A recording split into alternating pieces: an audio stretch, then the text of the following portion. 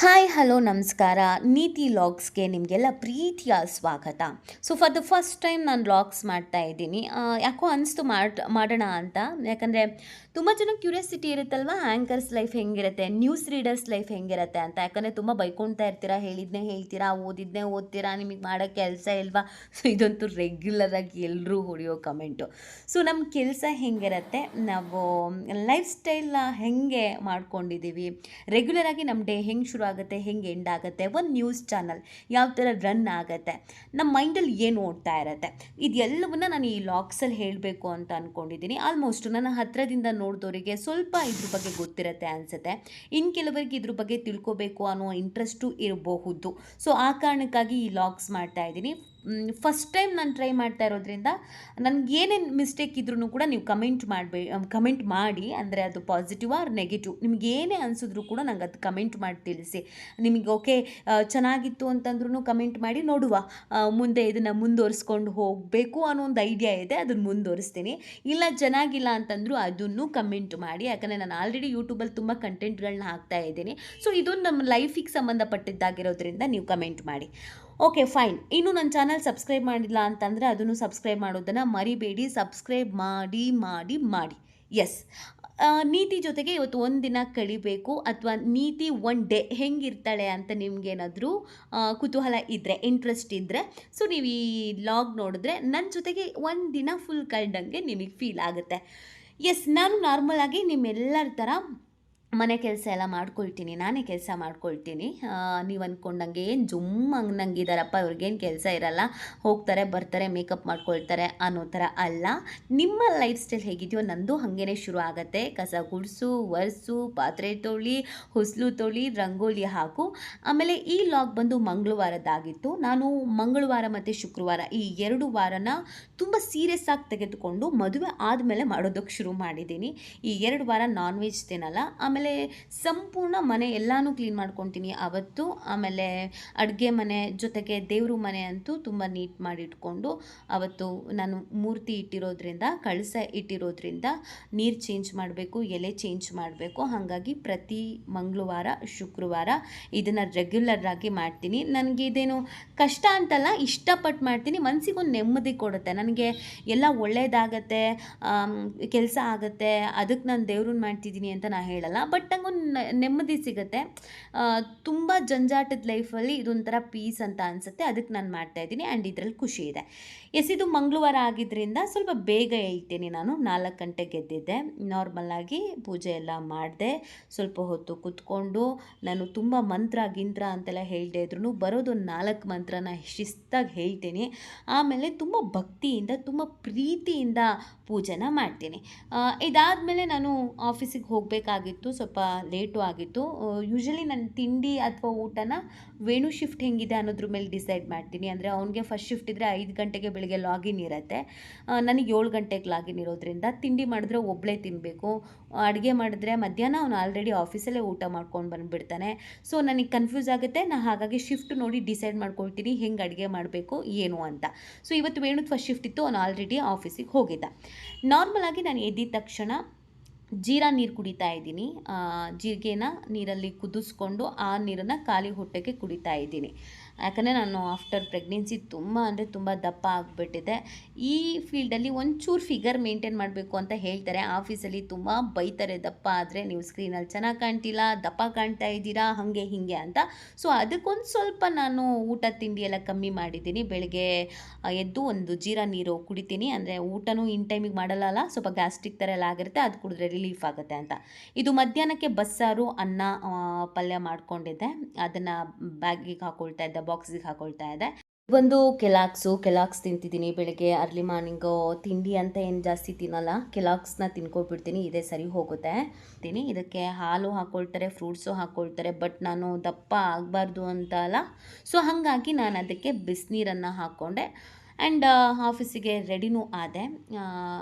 ಇವತ್ತು ಮಂಗಳವಾರ ಆಗಿದ್ದರಿಂದ ದೇವಸ್ಥಾನಕ್ಕೆ ಹೋಗಬೇಕಾಗಿತ್ತು. ಇದೊಂದು ಅಭ್ಯಾಸ ಮಾಡ್ಕೊಂಡಿರೋದ್ರಿಂದ ಮನೆ ಹತ್ರನೇ ಮಹೇಶ್ವರಮ್ಮ ಟೆಂಪಲ್ ಇದೆ, ಅಲ್ಲಿಗೆ ಹೋಗಿ ಒಂದು ದೇವ್ರಿಗೊಂದು ನಮಸ್ಕಾರ ಹೇಳಿ ಮೆಟ್ರೋ ಹತ್ತಕ್ಕೆ ಅಂತ ಹೋದೆ. ಮೆಟ್ರೋದಿಂದ ನಮ್ಮ ಆಫೀಸಿಗೆ ಕರೆಕ್ಟಾಗಿ 20 ನಿಮಿಷ ಟ್ರಾವೆಲ್ ಆಗುತ್ತೆ.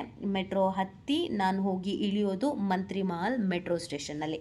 ಇಲ್ಲಿಂದ ಆಫೀಸಿಗೆ ಒಂದು ಸ್ವಲ್ಪ ದೂರ ಆಗುತ್ತೆ. ಬೇರೆ ಟೈಮ್ ಆದರೆ ನಾನು ನಡ್ಕೊಂಡೇ ಹೋಗ್ತೀನಿ, ವಾಕ್ ಆದಂಗೆ ಆಗುತ್ತೆ ಅಂತ. ಬಟ್ ಇವತ್ತು ಲೇಟ್ ಆಗಿದ್ದರಿಂದ ನಾನು ಆಟೋದಲ್ಲಿ ಹೋದೆ. ಆ್ಯಂಡ್ ಇದು ನಮ್ಮ ಆಫೀಸ್ TV5 ನ್ಯೂಸ್ ಕನ್ನಡ. ಇಲ್ಲೇ ನಾನು ಕೆಲಸ ಮಾಡೋದು. ಕೆಲವ್ರಿಗೆ ಗೊತ್ತಿರ್ಬೋದು, ಕೆಲವ್ರಿಗೆ ಗೊತ್ತಿಲ್ಲದೆ ಇರ್ಬೋದು. ಈ ಹಿಂದೆ ದಿಗ್ವಿಜಯ, ಕಸ್ತೂರಿ, ಪ್ರಜಾ ಇದರಲ್ಲೆಲ್ಲ ವರ್ಕ್ ಮಾಡಿದೆ. ಈಗ ನಾನು TV5ಅಲ್ಲಿ ವರ್ಕ್ ಮಾಡ್ತಾ ಇದ್ದೀನಿ. ಬೆಳಗ್ಗೆ ಲಾಗಿನ್ ಆಗಿದ ತಕ್ಷಣ ಮೇಕಪ್.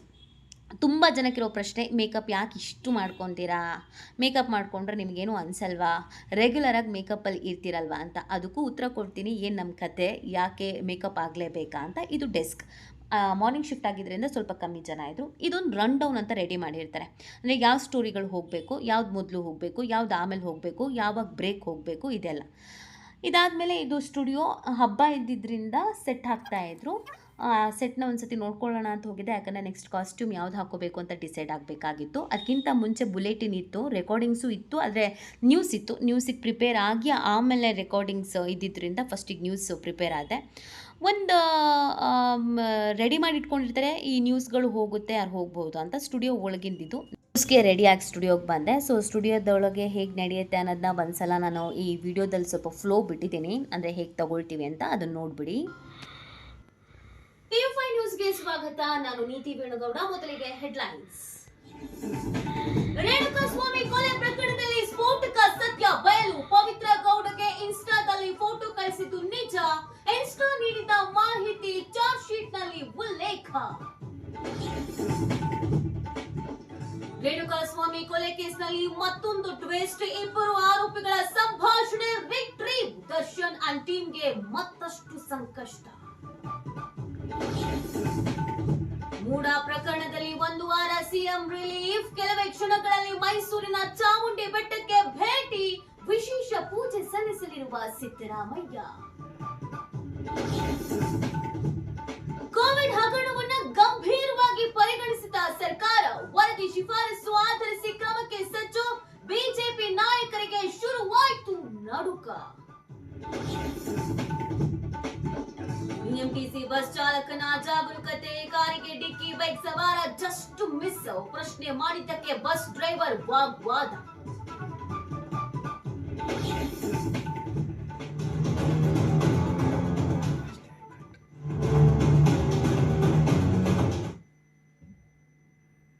ರೇಣುಕಾಸ್ವಾಮಿ ಕೊಲೆ ಪ್ರಕರಣದಲ್ಲಿ ಸ್ಫೋಟಕ ಸತ್ಯವೊಂದು.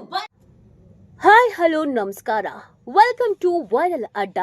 ಎಸ್, ಇವತ್ತಿನ ವೈರಲ್ ಅಡ್ಡದಲ್ಲಿ ನಾವು ನಿಮಗೆ ಡೇರಿಂಗ್ ಆ್ಯಂಡ್ ಇಂಟ್ರೆಸ್ಟಿಂಗ್ ಸುದ್ದಿಗಳನ್ನು ಕೊಡ್ತೀವಿ. ಅದರಲ್ಲೂ ಇವತ್ತಿನ ಫಸ್ಟ್ ಸ್ಟೋರಿಯನ್ನು ನೋಡಿದ್ರೆ ನಿಜಕ್ಕೂ ದಂಗ್ ಆಗೋದು ಪಕ್ಕ. ಮಗು ಮೇಲೆ ಹರಿದ ಕಸದ ಟ್ರಕ್, ಭಯಂಕರ ದೃಶ್ಯ CCTVಯಲ್ಲಿ ಸೆರೆ. ನೋಡಿ, ಇದು ವಾಯ್ಸ್ ಓವರ್ ಅಂತ ಹೇಳ್ತೇವೆ. ಆ್ಯಕ್ಚುಲಿ ಒಂದು ದಿನದಲ್ಲಿ ಬರೀ ನ್ಯೂಸ್ ಮಾತ್ರ ನಮ್ಮ ಕೆಲಸ ಆಗಿರಲ್ಲ, ಅಂದರೆ ನ್ಯೂಸ್ ಓದೋದು ಮಾತ್ರ ಕೆಲಸ ಆಗಿರೋದಿಲ್ಲ. ಪ್ರತಿಯೊಬ್ಬ ಆ್ಯಂಕರ್ಸ್ಗೂ ನ್ಯೂಸು ಮತ್ತು ರೆಕಾರ್ಡಿಂಗ್ಸು ಮತ್ತು ವಾಯ್ಸ್ ಓವರ್ ಈ ಥರ ಹಾಕಿರ್ತಾರೆ. ರೆಕಾರ್ಡಿಂಗ್ಸ್ ಅಂತ ಹೇಳಿದ್ರೆ ಅದು ಗುರೂಜಿ ಪ್ರೋಗ್ರಾಮ್ಗಳಾಗಿರ್ಬೋದು, ಅಥವಾ ಡಾಕ್ಟರ್ ಕ್ಲಿನಿಕ್ ಆಗಿರ್ಬೋದು, ಅಥವಾ ಸೆಗ್ಮೆಂಟ್ ಓರಿಯೆಂಟೆಡ್ ಇರುತ್ತೆ. ಸೊ ಈ ವಾಯ್ಸ್ ಓವರ್ ನಾವು ಯಾವಾಗ ಕೊಡ್ತೀವಿ, ಇದು ನಿಮಗೆ ಕಾಣಿಸಲ್ಲ. ಅಂದರೆ ನಾವು ವಾಯ್ಸ್ ಓವರ್ ಕೊಡೋದು ನಿಮಗೆ TV ಕಾಣಿಸಲ್ಲ. ಬಟ್ ಇದು ಯಾವಾಗ ಈ ಪ್ರೋಗ್ರಾಮ್ ಬರುತ್ತೆ ಅಂತಂದರೆ 0 ಅವರ್ಸಲ್ಲಿ ನ್ಯೂಸ್ ಹೋಗುತ್ತೆ. ಅಂದರೆ 7 ಗಂಟೆ, 8 ಗಂಟೆ, 9 ಗಂಟೆ, 10 ಗಂಟೆ, ಈ 0 ಅವರ್ಸಲ್ಲಿ ನ್ಯೂಸ್ ಹೋಗುತ್ತೆ. ಆದರೆ ಈ ಹೊರೆಗಳಿರುತ್ತಲ್ಲ, 7:30, 8:30, 9:30, ಈ ಹೊರೆಗಳಲ್ಲಿ ಒಂದೊಂದು ಪ್ರೋಗ್ರಾಮ್ಗಳು ಹೋಗ್ತಾ ಇರುತ್ತೆ. ಅಂದರೆ ನೀವು ವಾಯ್ಸ್ ಹಿಂದೆ ಹೋಗ್ತಾ ಇರುತ್ತೆ, ವಿಡಿಯೋ ಪ್ಲೇ ಆಗ್ತಾ ಇರುತ್ತೆ, ಅಂದರೆ ವಿಜುವಲ್ಸ್ ಕಾಣ್ತಾ ಇರುತ್ತೆ. ಸೊ ಅದು ನಾವು ಮೊದಲೇ ವಾಯ್ಸ್ ಕೊಟ್ಟಿರ್ತೀವಿ, ಅದಾದಮೇಲೆ ಎಡಿಟಿಂಗ್ ಆಗುತ್ತೆ, ಅದಾದಮೇಲೆ ಆನ್ ಏರ್ ಆಗುತ್ತೆ. ಸೊ ಅಲ್ಲಿಗೆ ಇದು ವಾಯ್ಸ್ ಓವರ್ ಆಗಿರುತ್ತೆ. ಸೊ ಇದನ್ನು ನಾವು ಈ ಥರ ಕೊಡ್ತೀವಿ. ಒಂಥರ ಚೆನ್ನಾಗಿರುತ್ತೆ ಆ್ಯಂಕರ್ಸ್ ಜೀವನ. ಅಂದರೆ ಪ್ರತಿದಿನ ನಾವು ಹೊಸದು ಕಲಿತಾ ಇರ್ತೀವಿ, ಪ್ರತಿ ಕ್ಷಣ ಹೊಸದು ಇನ್ನೇನೋ ಬರ್ತಾ ಇರುತ್ತೆ.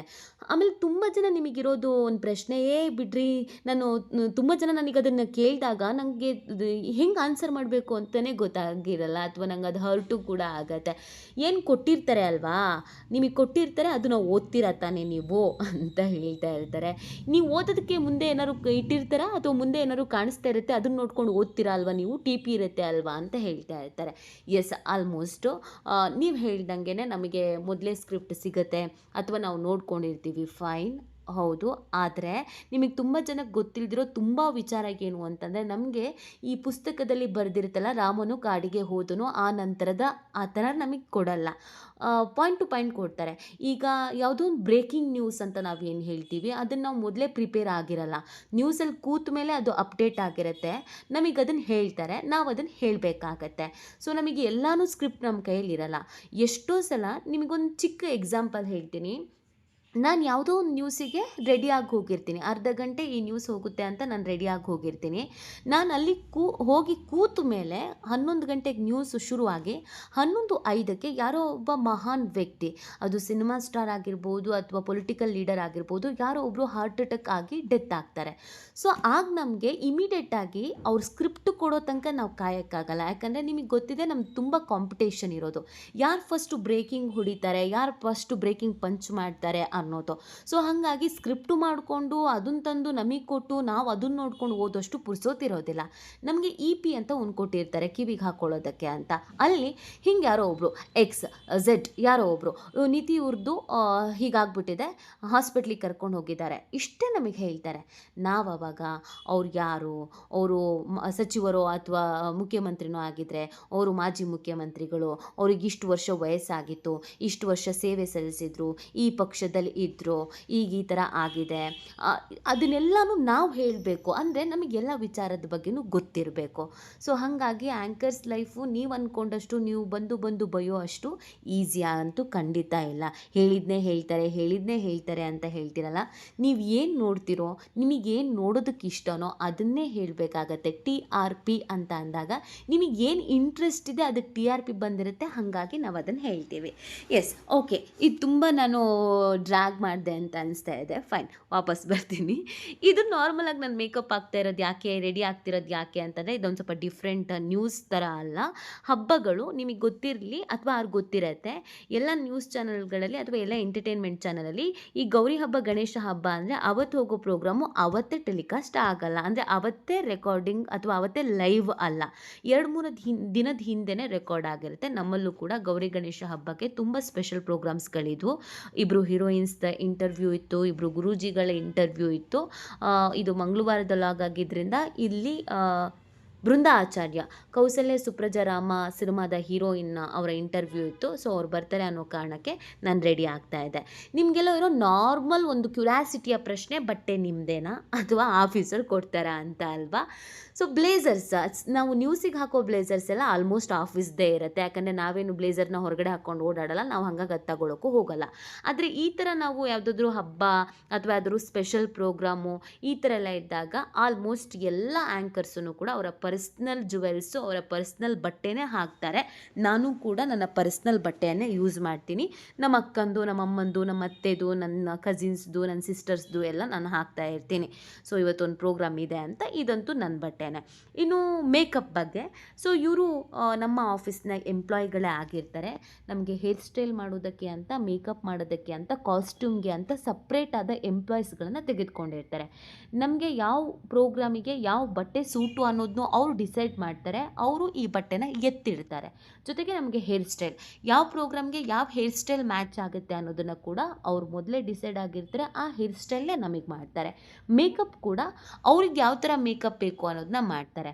ತುಂಬ ಜನ ಯಾಕೆ ಇಷ್ಟು ಮೇಕಪ್ ಮಾಡಿಸ್ಕೊಳ್ತೀರಾ, ನಿಮಗೇನೂ ಅನಿಸಲ್ವಾ, ದಿನಾ ಮೇಕಪ್ಪಲ್ಲಿ ಇರ್ತೀರಲ್ಲ, ಏನೂ ಅನಿಸಲ್ವಾ, ನಿಮ್ಮನ್ನು ನೋಡಿ ಯಾರು ಏನೂ ಅಂದ್ಕೊಳ್ಳಲ್ವಾ ಅಂತ ಕೇಳ್ತೀರಾ. ನನಗೆ ಮೇಕಪ್ ಬೇಕು ಅಥವಾ ಯಾವುದೋ ಒಬ್ಬ ಆ್ಯಂಕರಿಗೆ ಮೇಕಪ್ ಬೇಕು ಅಂತ ಮೇಕಪ್ ಮಾಡ್ಕೊಳ್ಳೋದಲ್ಲ. ಅಲ್ಲಿ ಬಳಕೆ ಮಾಡುವ, ಸ್ಟುಡಿಯೋದಲ್ಲಿ ಬಳಕೆ ಮಾಡುವ ಕ್ಯಾಮ್ರಾಗಳಾಗಿರ್ಬೋದು, ಲೈಟಿಂಗ್ಸ್ ಆಗಿರ್ಬೋದು, ಅದಕ್ಕೆ ನಮ್ಮ ಸ್ಕಿನ್ ಟೋನ್ ಮ್ಯಾಚ್ ಆಗಬೇಕು, ಇದು ಅಲ್ಲಿಗೆ ಸೆಟ್ ಆಗಬೇಕು, ನಿಮಗೆ ಚೆನ್ನಾಗಿ ಕಾಣಬೇಕು ಆನ್ ಸ್ಕ್ರೀನಲ್ಲಿ. ಈ ಕಾರಣಕ್ಕಾಗಿ ನಮಗೆ ಮೇಕಪ್ ಮಾಡ್ತಾರೆ. ಸೊ ನಾನು ಆಗಲೇ ಹೇಳಿದೆ, ಆ ಹೀರೋಯಿನ್ ಜೊತೆಗೆ ಒಂದು ಇಂಟರ್ವ್ಯೂ ಇತ್ತು ಅಂತ. ಇದು 1 ಅವರ್ ಪ್ರೋಗ್ರಾಮ್ ಆಗಿತ್ತು. ಸೊ ನಾನು ರೆಡಿ ಆಗಿದ್ದೆ, ಪ್ರಿಪೇರ್ ಆಗಿದ್ದೆ. 1 ಅವರ್ ಪ್ರೋಗ್ರಾಮ್ನ ರೆಕಾರ್ಡಿಂಗ್ ಮಾಡಿಕೊಂಡೆ. 1 ಅವರು ಕುತ್ಕೊಂಡು ಕ್ವಶನ್ ಕೇಳಬೇಕು, 1 ಅವರು ಕುತ್ಕೊಂಡು ಮಾತಾಡಬೇಕು, 1 ಅವರ್ ಕುತ್ಕೊಂಡು ಮಾತಾಡಿ ಇಲ್ಲಿಂದ ನೆಕ್ಸ್ಟ್ ಇನ್ನೇನು ಅಂತಂದರೆ ನೆಕ್ಸ್ಟು ಕೆಲಸನೇ ಇನ್ನೊಂದು ರೆಕಾರ್ಡಿಂಗ್ ಇತ್ತು. ಇನ್ನೊಂದು ರೆಕಾರ್ಡಿಂಗಿಗೆ ಕಾಸ್ಟ್ಯೂಮು ಚೇಂಜ್ ಆಗಬೇಕು, ಹೇರ್ ಸ್ಟೈಲು ಚೇಂಜ್ ಆಗಬೇಕು. ಪ್ರತಿ ಪ್ರೋಗ್ರಾಮ್ಗೆ ಚೇಂಜಸ್ ಅಂತೂ ಇರಲೇಬೇಕು. ಎಲ್ಲರಿಗಿಂತ ನಮ್ಮ ಜಾಬು ತುಂಬ ಡಿಫ್ರೆಂಟ್ ಅಂತ ಅನಿಸುತ್ತೆ ನನಗಂತೂ. ಯಾಕಂದರೆ ನೀವು ಬೇರೆ ಯಾವುದೇ ಕೆಲಸ ಅಂತ ನೋಡಿದ್ರೂ ನಾನೇ ಗ್ರೇಟ್ ಅಂತ ಹೇಳ್ತಾ ಇಲ್ಲ. ನಾರ್ಮಲ್ ಆಗಿ ನೀವು ಡಾಕ್ಟರ್, ಇಂಜಿನಿಯರು ಅಥವಾ ಪೊಲೀಸು ಅಥವಾ ಯಾವುದೋ ಬ್ಯಾಂಕಲ್ಲಿ ಕೆಲಸ ಮಾಡ್ತೀವಿ ಅಥವಾ ಒಬ್ಬ ಗೌರ್ಮೆಂಟ್ ಅಫಿಷಿಯಲ್ ಅಂತ ಅಂದಾಗ ಒಂದು ಫಾರ್ಮುಲಾದಲ್ಲಿ ಕೆಲಸ ಹೋಗ್ತಾ ಇರುತ್ತೆ ಅಲ್ವಾ. ಅಂದರೆ ಸ್ಯಾಟರ್ಡೆ ಸಂಡೇ ರಜಾ ಅಥವಾ ಗೌರ್ಮೆಂಟ್ ಹಾಲಿಡೇ ರಜಾ, ಇಲ್ಲ ಅಂತಂದರೆ ಇದಕ್ಕೆ ಇದೇ ಥರ ಥಿಯರಿ ಇರುತ್ತೆ, ಇದೇ ಥರದ್ದು ಫಾರ್ಮುಲಾ ಇರುತ್ತೆ ಅಂತ. ನಮ್ಗೆ ಹಾಗಲ್ಲ. ಪ್ರತಿದಿನ ಪ್ರತಿ ಕ್ಷಣ ಎಲ್ಲವೂ ಕೂಡ ತಿಳ್ಕೊಳ್ತಾ ಇರಬೇಕಾಗತ್ತೆ. ಎಲ್ಲ ವಿಚಾರನೂ ಎಲ್ಲ ಆ್ಯಂಕರ್ಸ್ಗೂ ಗೊತ್ತಿರಬೇಕಾಗತ್ತೆ. ಮೇನ್ಲಿ ಎಲ್ಲೋ ಒಲಿಂಪಿಕಲ್ಲಿ ಯಾರೋ ಚಿನ್ನ ಗೆದ್ರು ಅಂತ ಹೇಳ್ತಾರೆ. ಅದು ಯಾವ ಸ್ಪೋರ್ಟ್ಸು, ಯಾವ ಏಜವ್ರು ಆಡಬೇಕು, ಅದಕ್ಕೆ ಏನು ರೂಲ್ಸ್ ಇರುತ್ತೆ, ಭಾರತಕ್ಕೆ ಇದು ಎಷ್ಟನೇ ಚಿನ್ನ, ಅದ್ರ ಬಗ್ಗೆ ತಿಳ್ಕೊಬೇಕು. ಇನ್ನೆಲ್ಲೋ ತರಕಾರಿ ರೇಟ್ ಜಾಸ್ತಿ ಆಗುತ್ತೆ ಅಂತ ನ್ಯೂಸ್ ಬರುತ್ತೆ. ಈ ಹಿಂದೆ ಆ ತರಕಾರಿ ರೇಟ್ ಎಷ್ಟಿತ್ತು, ಈಗ ಎಷ್ಟು ಜಾಸ್ತಿ ಆಗಿದೆ, ಯಾಕೆ ರೇಟ್ ಜಾಸ್ತಿ ಆಯಿತು, ಮಳೆಯಿಂದನಾ ಅಥವಾ ಸಮಸ್ಯೆನಾ ಅಂತ. ಅಥವಾ ಇನ್ನೆಲ್ಲೋ ಗೋವಾದಲ್ಲಿ ಏನೋ ಸರ್ಕಾರ ಪತನ ಅಂತ ಹೇಳ್ತಾರೆ. ಅಲ್ಲಿ ಯಾವ ಸರ್ಕಾರ ಇತ್ತು, ಯಾರು CM ಆಗಿದ್ರು, ಯಾಕೆ ಪತನ ಆಯಿತು, ಅದ್ರ ಬಗ್ಗೆ ತಿಳ್ಕೊಂಡಿರಬೇಕು. ಚಿಕ್ಕ ಪುಟ್ಟದ್ರಿಂದ ಹಿಡಿದು ದೊಡ್ಡ ದೊಡ್ಡ ವಿಚಾರಗಳವರೆಗೂ ಆ್ಯಂಕರ್ಸ್ಗಳು ಪ್ರತಿನಿತ್ಯ ಪ್ರತಿ ಕ್ಷಣ ತಿಳ್ಕೊಳ್ತಾ ಇರಬೇಕಾಗತ್ತೆ. ನಮಗೆಲ್ಲನೂ ಹೊಸತು ಅಂತ ಅನಿಸ್ತಾ ಇರುತ್ತೆ. ಚಾರ್ಜ್ ಶೀಟ್ ಅಂತ ಹೇಳ್ತಾರೆ, A1, A2, A3 ಅಂತ ಹೇಳ್ತಾರೆ. ಅಥವಾ ಇನ್ಯಾವುದೋ ಮೂಡ ಕೇಸ್ ಅಂತ ಹೇಳ್ತಾರೆ, ಮೂಡ ಹಗರಣ ಅಂತಾರೆ. ಆ ಹಗರಣ ಅಂದರೆ ಏನು? ಒಬ್ಬ ಆ್ಯಂಕರ್ಗೆ ಇಂಥದ್ದು ಗೊತ್ತಿಲ್ಲ ಅಂತಲ್ಲ, ಎಲ್ಲ ವಿಚಾರವನ್ನು ಗಗನಯಾನ ಅಂತ ಹೇಳ್ತಾರೆ, ಚಂದ್ರಯಾನ ಅಂತ ಹೇಳ್ತಾರೆ. ಹಾಗಂದ್ರೆ ಏನು, ಅದು ಯಾವಾಗಾಯಿತು, ಯಾಕಾಯಿತು, ಪ್ರತಿ ವಿಚಾರನೂ ಗೊತ್ತಿರಬೇಕು. ಕೆಲವೊಂದು ಜಾಬ್ಗಳಲ್ಲಿ ಪರ್ಟಿಕ್ಯುಲರ್ ಆಗಿ ಆ ರಂಗಕ್ಕೆ ಮಾತ್ರ ಸೀಮಿತವಾಗಿ ಗೊತ್ತಿದ್ದರೆ ಸಾಕಾಗಿರುತ್ತೆ. ನಮ್ದು ಹಾಗಲ್ಲ. ಒಬ್ಬ ಹೀರೋಯಿನ್ ಬಗ್ಗೆ ಗೊತ್ತಿರಬೇಕು, ಒಬ್ಬ ಪೊಲಿಟಿಕಲ್ ಲೀಡರ್ ಬಗ್ಗೆ ಗೊತ್ತಿರಬೇಕು, ಒಂದು ಕ್ರಿಕೆಟ್ ಬಗ್ಗೆ ಗೊತ್ತಿರಬೇಕು, ಪ್ರತಿಯೊಂದು ಗೊತ್ತಿರಬೇಕು, ಪ್ರತಿಯೊಂದು ಅಪ್ಡೇಟ್ ಆಗ್ತಾ ಇರಬೇಕು. ಯಾವಾಗ ಯಾವ ನ್ಯೂಸು ಯಾರಿಗೆ ಹೇಗೆ ಬರುತ್ತೆ ಅಂತ ಗೊತ್ತಿರೋದಿಲ್ಲ. ಅದನ್ನು ನಾವು ಹೇಳಲೇಬೇಕು, ಮ್ಯಾನೇಜ್ ಮಾಡಲೇಬೇಕು. ಸೊ ಹಾಗಾಗಿ ನನ್ನ ಜಾಬ್ ಅಂತೂ ನಂಗೆ ತುಂಬ ಖುಷಿ ಕೊಡುತ್ತೆ. ನಾನು ಅಪ್ಡೇಟ್ ಇರ್ತೀನಿ. ಯಾವುದೇ ವಿಚಾರ ಕೇಳಿದ್ರೂ ನನಗದನ್ನು ಹೇಳೋದಕ್ಕೆ ಸ್ವಲ್ಪ ಮಟ್ಟಿಗೆ ಮ್ಯಾನೇಜ್ ಮಾಡೋದಕ್ಕಾದರೂ ಬರುತ್ತೆ ಅನ್ನೋದು ಖುಷಿ ಇದೆ. ಸೊ ಇದು ಗುರೂಜಿ ಪ್ರೋಗ್ರಾಮ್ ಇತ್ತು ಹಬ್ಬಕ್ಕೆ ಅಂತ. ನಿಮಗೆಲ್ಲ ಗಣಪತಿ ಹಬ್ಬ ಅಥವಾ ಗೌರಿ ಹಬ್ಬ ಅವತ್ತೇ ಹಬ್ಬ. ನಮಗೊಂದು ವಾರದಿಂದಾನೇ ಹಬ್ಬ ಶುರು ಆಗಿರುತ್ತೆ. ಯಾಕಂದರೆ ಆಲ್ರೆಡಿ ಸ್ಟುಡಿಯೋದಲ್ಲಿ ಗಣಪತಿ ಗೌರಿನೆಲ್ಲ ಇಟ್ಟು ಶಾಸ್ತ್ರಗಳು ಏನಿರುತ್ತೆ ಅದನ್ನೆಲ್ಲ ಮಾಡಿ ಹಬ್ಬನ ಸೆಲೆಬ್ರೇಟ್ ಮಾಡಿರ್ತೀವಿ. ಸೊ ಆ ಖುಷಿ ಇರುತ್ತೆ. ಮೇಕಪ್ ಮಾಡ್ತಾ ಎಷ್ಟು ಖುಷಿ ಇರುತ್ತೋ ಮೇಕಪ್ ತೆಗಿಬೇಕಾದ್ರೂ ಅಷ್ಟೇ ಖುಷಿ ಇರುತ್ತೆ ನನಗಂತೂ. ಯಾಕಂದರೆ ಮನೆಗೆ ಬೇಗ ಓಡಿ ಬರಬಹುದು ಅಂತ ತುಂಬ ಪೇಷನ್ಸಲ್ಲಿ ಮೇಕಪ್ ಮಾಡಿಸ್ಕೊಂಡು, ತುಂಬ ಪೇಷನ್ಸಲ್ಲಿ ಮೇಕಪ್ ರಿಮೂವ್ ಮಾಡಿಕೊಂಡು ಮನೆಗೆ ವಾಪಸ್ ಹೊರಡುವ ಸಮಯ ಬಂದೇ ಬಿಡ್ತು. ಬೆಳಗ್ಗೆ ಲಾಗಿನ್ ಆಗಿದ್ದು 7:30, ಈಗ ವಾಪಸ್ ಬರ್ತಾ ಇರೋದು ರಾತ್ರಿ 8-8:30. ಅಂದರೆ ನಾವು ಆಲ್ಮೋಸ್ಟು ಮನೆಗಿಂತ ಹೆಚ್ಚು ಆಫೀಸಲ್ಲೇ ಟೈಮ್ ಸ್ಪೆಂಡ್ ಮಾಡೋದ್ರಿಂದ ನಮಗೆ ಆಫೀಸಲ್ಲಿ ಇರೋರೇ ಕುಟುಂಬಸ್ಥರಾಗ್ಬಿಟ್ಟಿದ್ದಾರೆ, ಫ್ಯಾಮಿಲಿ ಥರ ಇರ್ತೀವಿ. ಸೊ ಹಾಗಾಗಿಯೇ ಇಲ್ಲೊಂಥರ ಕಂಫರ್ಟ್ ಝೋನ್ ಇರುತ್ತೆ. ಮೇ ಬಿ ಮಲಗೋದಕ್ಕೆ ಮಾತ್ರ ನಾವು ಮನೆಗೆ ಬರ್ತೀವಿ ಅಂತ ಅನಿಸುತ್ತೆ. ಫೈನಲಿ ನಮ್ಮ ಯಜಮಾನರು ಬಂದು ಕಾಯ್ತಾ ಇದ್ರು ಪ್ರೀತಿಯಿಂದ. ಅವ್ರಿಗೆ ವೀಡಿಯೋ ಮಾಡೋದು ಗೊತ್ತಿರಲಿಲ್ಲ. ಸೊ ಹಾಗಾಗಿ ಸ್ಮೈಲು ಮಾಡಿಲ್ಲ, ಅವ್ರ ಜೊತೆಗೆ ಹತ್ಕೊಂಡು ಮನೆಗೆ ಬಂದೆ. ಇವತ್ತು ಫುಲ್ ಡೇ ಒಂಥರ ಹೆಕ್ಟಿಕ್ ಡೇ. ಆಲ್ಮೋಸ್ಟ್ ಎಲ್ಲ ಡೇನೂ ಹಿಂಗೆ ಇರುತ್ತೆ. ಬಟ್ ಹಬ್ಬಗಳೆಲ್ಲ ಇದ್ದಾಗ ಸ್ವಲ್ಪ ರೆಕಾರ್ಡಿಂಗ್ಸ್ ಎಲ್ಲ ಜಾಸ್ತಿ ಇರುತ್ತೆ. ಬಟ್ ನಾನಂತೂ ನನ್ನ ಜಾಬ್ನ ತುಂಬ ಖುಷಿಯಿಂದ ಎಂಜಾಯ್ ಮಾಡ್ತಾ ಇದ್ದೀನಿ. ನಿಮ್ಗೇನು ಅನಿಸ್ತು? ಯಾವುದಾದ್ರೂ ಪಾರ್ಟ್ ಬೋರಿಂಗ್ ಅನಿಸ್ತಾ, ಏನಾದರೂ ಚೇಂಜಸ್ ಮಾಡಬೇಕು ಅಂತ ಅನಿಸ್ತಾ ಇದೆಯಾ, ಅಥವಾ ಇನ್ಯಾವುದಾದ್ರೂ ವಿಚಾರದ ಬಗ್ಗೆ ಹೇಳಬೇಕು ಕೇಳಬೇಕು ಅಂತ ಅನಿಸ್ತಾ ಇದ್ದರೆ ಕಮೆಂಟ್ ಮಾಡಿ. ನೆಕ್ಸ್ಟ್ ವಿಡಿಯೋದಲ್ಲಿ ಹೇಳ್ತೀನಿ. ಟಾಟಾ, ಬಾಯ್ ಬಾಯ್, ಲವ್ ಯು.